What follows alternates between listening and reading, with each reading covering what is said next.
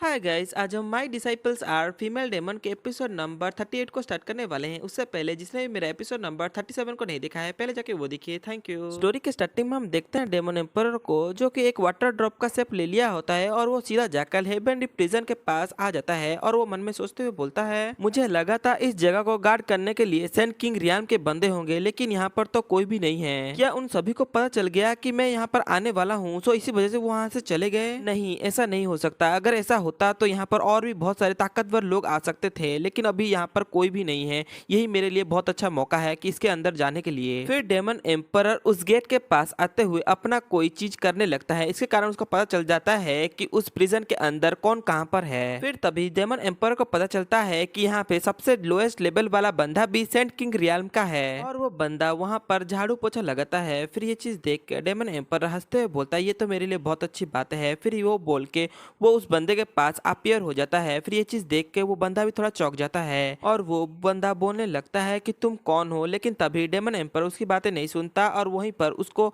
एक जोरदार मुक्का मारता है। इसके कारण वो बंदा वहीं पर बेहोश हो जाता है। फिर तभी पीछे से कोई लिन वन बुलाता है और वो हमें पता चलता है कि उस झाड़ू वाले का नाम लिन वन है और वो बंदा लिन वन को बोलता है, तुम कहाँ पर हो? तुमने सिर्फ लोअर फ्लोर को ही क्लीन किया है, अभी तो बहुत सारे फ्लोर अभी बाकी हैं क्लीन करने के लिए। ओए ली वन, तुम मेरी बातों का जवाब क्यों नहीं दे रहे हो? ये चीज बोल के वो उसके पास आने लगता है। फिर तभी हम देखते हैं डेमन एम्परर को, जो कि लिन वन के शरीर को अपने स्पेस में रख लेता है और लिन वन का रूप धारण कर लेता है। फिर वो बंदा आकर डेमन एम्परर को देखने लगता है, लेकिन डेमन एम्पर ने लिन वन का रूप धारण कर लिया होता है। फिर ये चीज देखकर वो बंदा बोलता है, लिन वन, क्या तुम मर गए थे? मैं कब से तुम्हें बुला रहा हूँ, क्या तुम्हें सुनाई नहीं देता? मुझे लगा कि तुम्हारे साथ कुछ हो चुका है, इसी वजह तुम जवाब नहीं दे रहे हो। फिर ये बात सुनकर डेमन एम्परर थोड़ा हंसते हुए बोलता है, नहीं नहीं, मैं तो आने ही वाला था, लेकिन उससे पहले आप यहाँ पर आ गए हैं। तो अब मुझे बताइए कि मुझे आगे क्या करना होगा। लेकिन डेमन एम्पर मन में सोच रहा होता है कि आज तो मैं बाल बाल बच गया, अगर मैं जल्दी जल्दी मूव नहीं करता तो मैं आज यहाँ पर पकड़ा जाता। फिर तभी वो गार्ड बोलता है, ओके ठीक है, तो चलो मेरे साथ। फिर ये चीज बोलकर वो डेमन एम्पर को अंडरग्राउंड थर्ड फ्लोर पे ले जाता है। फिर जैसे ही वो अंडरग्राउंड थर्ड फ्लोर पे जाता है, वैसे ही वो डेमन एम्पर को बताने लगता है, वैसे तो इस फ्लोर पे कोई भी नहीं आता, लेकिन फिर भी हर 15 दिन में एक बार यहाँ पर क्लीन करने के लिए एक लोग को भेजा जाता है। इस बार तुम्हारी पारी है, तो तुम इस फ्लोर को अच्छे तरीके से क्लीन कर दो, क्योंकि यहाँ पर जो कैदी हैं वो बहुत ज्यादा ताकतवर हैं और उनका बैकग्राउंड भी बहुत ज्यादा शक्तिशाली है। इसी वजह से यहाँ पर बहुत सारे बड़े बड़े लोग आते हैं इन कैदियों को देखने के लिए। तो इसी वजह से इस फ्लोर को अच्छे तरीके से क्लीन करना। क्या तुम मेरी बात को समझ गए?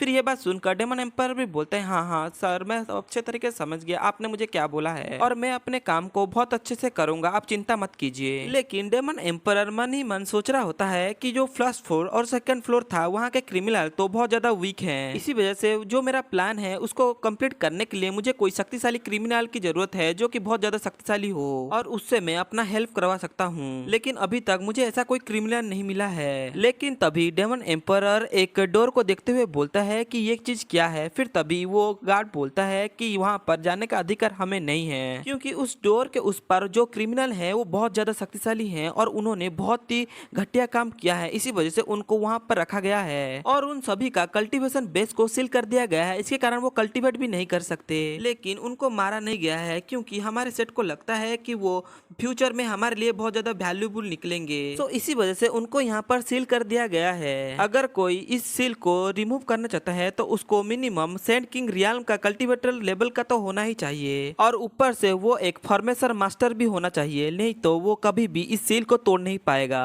फिर ये चीज सुनकर डेमन एम्पर थोड़ा सोचने लगता है। फिर तभी वो गार्ड बोलता है कि मैं यहाँ से जा रहा हूँ, मैं कुछ देर बाद यहाँ पर आऊंगा और तुम्हें यहाँ से ले जाऊंगा, तब तक तुम अच्छे से इस फ्लोर को क्लीन कर दो। फिर ये चीज सुनकर डेमन एम्पर हाँ में सीरी लेता है। यह चीज देखकर वो गार्ड वहां से चला जाता है। जैसे ही वो गार्ड वहां से जाता है, डेमन एम्पर अपनी असली रूप में आ जाता है। जैसे ही डेमन एम्पर अपने असली रूप में आता है, वैसे ही वो उस डोर के पास चला जाता है और अपने पावर से उस फॉर्मेशन को चेक करने लगता है और वो बोलता है, यहाँ पर जो फॉर्मेशन लगा हुआ है उसका लेवल तो बहुत ज्यादा है, लेकिन फिर भी ये इतना ज्यादा डिफिकल्ट नहीं है मेरे लिए, क्योंकि मैं इसको बहुत ही आसानी से इसको तोड़ दूंगा। फिर तभी हम देखते हैं डेमन एम्पर को, जो कि उस फॉर्मेशन को तोड़ देता है और उसके अंदर चला जाता है और वो सभी क्रिमिनल के रूम को देखते हुए बोलता है, ये क्रिमिनल जो रूम में रह रहे हैं उनका स्पेस तो बहुत ही ज्यादा कम है, लेकिन मैंने कभी ऐसा सोचा नहीं था कि फोर्थ फ्लोर इतना ज्यादा घटिया होगा। लेकिन फिर भी मुझे ऐसा नॉइज महसूस क्यों हो रहा है,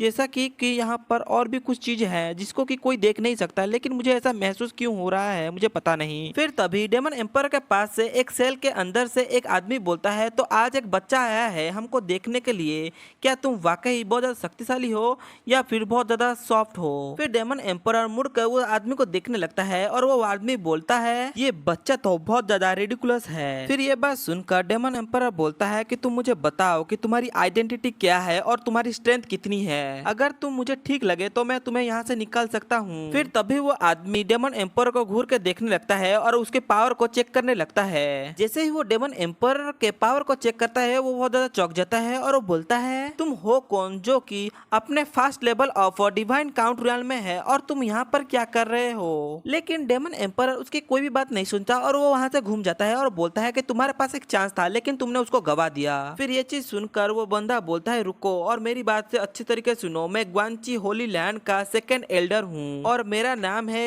लियान वांडी। फिर ये चीज सुनकर डेमन एम्पर वहीं पर रुक जाता है और वो बंदा अपने बारे में और बताते हुए बोलता है, मैं 700 साल पहले मैं एक हाफ अप एम्परर था, लेकिन तब से मेरा कल्टीवेशन बिल्कुल भी नहीं बढ़ा है क्योंकि मेरे कल्टीवेशन बेस को लॉक कर दिया गया है। फिर ये चीज सुनकर डेमन एम्परर मन में सोचते हुए बोलता है, ओ ये तो रियली बहुत ज्यादा इंटरेस्टिंग चीज है कि गंची होली लैंड के फॉर्मल एल्डर यहाँ पर एक प्रिजनर के जैसे जी रहे हैं, ये तो मेरे लिए बहुत अच्छा मौका है। फिर ये चीज सोचते ही डेमन एम्परर उसके जो सामने जो प्रिजन का गेट होता है उसको एक ही मुक्के से तोड़ देता है। फिर ये चीज देखकर वो एल्डर भी बहुत ज्यादा चौंक जाता है और वो थोड़ा शौक होते हुए मन में सोच रहा होता है, ये बंदा तो बहुत ज्यादा यंग है और बहुत ज्यादा स्ट्रॉन्ग है, लेकिन फिर भी इसकी स्पिरिचुअल पावर तो सिर्फ एक डिवाइन काउंट रियल्म के फर्स्ट लेवल का ही है, लेकिन इस यंग मैन ने कैसे अपना सिर्फ एक ही ब्लो से इस गेट को तोड़ दिया, क्योंकि इस गेट को तोड़ने के लिए एक सेंट रियल्म के कल्टीवेटर की जरूरत हो सकती है और वो भी अपना फुल पावर यूज करे तब, लेकिन कैसे इस बंदे ने एक ही ब्लो से उस गेट को तोड़ दिया। फिर तभी डेमन एम्परर उस बुढ़े को बोलता है, अगर तुम्हें यहाँ से निकलना है तो मेरा एक कंडीशन है, अगर तुम उसको मान लेते हो तो मैं तुम्हें यहाँ से छुड़ा सकता हूँ। फिर ये चीज सुनकर वो बुढ़ा आदमी बोलता है, तो फिर बताओ मुझे तुम्हारा कंडीशन क्या है। फिर डेमन एम्परर बोलता है कि तुम मेरे लिए 10 सालों तक सर्व करोगे, फिर मैं तुम्हें खुला छोड़ दूंगा, तुम कुछ 10 सालों के बाद कुछ भी कर सकते हो अपनी मर्जी से, लेकिन अब तुम्हें 10 सालों तक मेरे लिए काम करना होगा। अगर तुम मेरी बातें मान लेते हो तो तुम्हें मेरे साथ एक सोल कॉन्ट्रैक्ट करना होगा, नहीं तो मैं तुमसे कोई भी बातें नहीं करना चाहता। फिर ये बात सुनते ही वो बूढ़ा आदमी मन में सोचते हुए बोलता है, अगर ये बंदा मुझे सेव कर सकता है तो मैं ऐसा कर सकता हूँ, क्योंकि मुझे तो सिर्फ 10 सालों तक इस बंदे का गुलाम होकर रहना होगा। अगर मैंने ऐसा नहीं किया तो क्या पता मैं अभी और भी 100 साल तक यहीं पर प्रिजन में पड़ा रहूं, और फिर ऐसा भी हो सकता है पूरी जिंदगी यही घटिया से जगह पे यहीं पर पड़ा रहूं और मुझे कोई भी बचाने के लिए ना आए। फिर ये चीज सोचते ही वो बूढ़ा आदमी अपने सोल को निकाल के डेमन एम्पर की तरफ बढ़ा देता है। फिर ये चीज देखकर डेमन एम्पर बोलता है, बढ़िया, बहुत बढ़िया। फिर डेमन एम्पर मन में सोचते हुए बोलता है, इस बूढ़ा आदमी का हेड तो बहुत ज्यादा डीप है इस होली लैंड के लिए। हाय गाइस, अभी के लिए इतना ही। इसके नेक्स्ट एपिसोड में हम देखेंगे क्या डेमन एम्पर उस बूढ़े आदमी को अपने साथ लेके यहाँ से जा पाता है या फिर नहीं। अगर आपको हमारी वीडियोस पसंद आती है तो हमें सब्सक्राइब और बेल आइकन ऑन कर दीजिए। Thank you.